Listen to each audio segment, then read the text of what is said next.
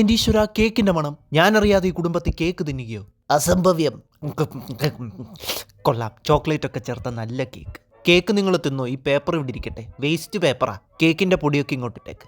Cup കേക്കിന്റെ തരികളുടെ മണം പിടിച്ച് ഇതാ ഒരു കൂറ എത്തിയിരിക്കുന്നു. കൂറ? ആരുടെ കൂറ?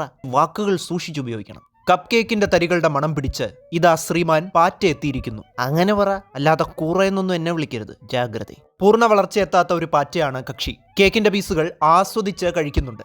ആസ്വദിച്ച് കഴിക്കുന്ന പോലും ഇത് എന്നെ കൊണ്ടൊന്നും പറയിപ്പിക്കല്ലേ. 10 രൂപയുടെ കപ്പ് കേക്കും മേടിച്ചുകൊണ്ട് വന്നിട്ട് അതിന്റെ പൊടിയെല്ലാം അവിടെ ഇവിടെ പൊഴിച്ചിട്ടിട്ട് വാചകം അടിക്കുന്നു. ഇതിപ്പോൾ ഞാനൊരു പാവം പാറ്റയായതുകൊണ്ട് ഭാഗ്യം. വല്ല പൂച്ചയങ്ങാണോ ആയിരുന്നെങ്കിൽ ഒരു പുച്ചങ്ങ് വെച്ച് തന്നിട്ട് പോയേനെ. എന്നെ പരിപാടിയാടാ കാണിക്കുന്നത്. ഞാൻ പറഞ്ഞ ഇഷ്ടമായില്ലെങ്കിൽ സാരമില്ല, ക്ഷമിച്ചുകളാ. ഈ പൊടിയെങ്കിലും ഒന്ന് തിന്നോട്ടെ. നീ എന്താന്ന് വെച്ചാൽ പറഞ്ഞു. ഫുഡ് കഴിക്കുന്നതിനിടയ്ക്കും എന്താ ശ്രദ്ധ.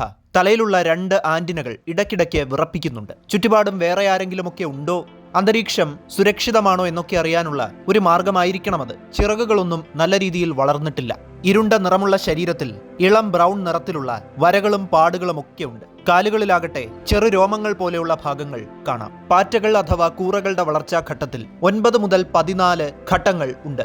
ഈ ഘട്ടങ്ങളെ നിംഫ് സ്റ്റേജസ് എന്ന് വിളിക്കുന്നു. പെൺപാറ്റകൾ മുട്ടകൾ വെറുതെ അങ്ങനെ ഇടുന്നതിനു പകരം 12 മുതൽ 16 മുട്ടകളെ ഒരുമിച്ച് ഒരു സഞ്ചിയിലാക്കിയാണ് സുരക്ഷിതമായ ഒരിടത്തേക്ക് നിക്ഷേപിക്കുന്നത്. ഈ സഞ്ചിയെ ഊത്തിക്ക എന്ന് വിളിക്കുന്നു. ഈ ഊത്തിക്കയിലുള്ള മുട്ടകൾ വിരിഞ്ഞ് നിംഫുകൾ പുറത്തു വരാൻ ഏകദേശം 35 ദിവസത്തോളം എടുക്കും. ശേഷം വളർച്ചയുടെ പല പല ഘട്ടങ്ങളിൽ ഈ നിംഫുകൾ ഏകദേശം 14 തവണ പടം പൊഴിക്കും. ഇതിനൊക്കെ ശേഷമാണ് ഒരു മുതിർന്ന പാറ്റ പുറത്തു വരുന്നത്.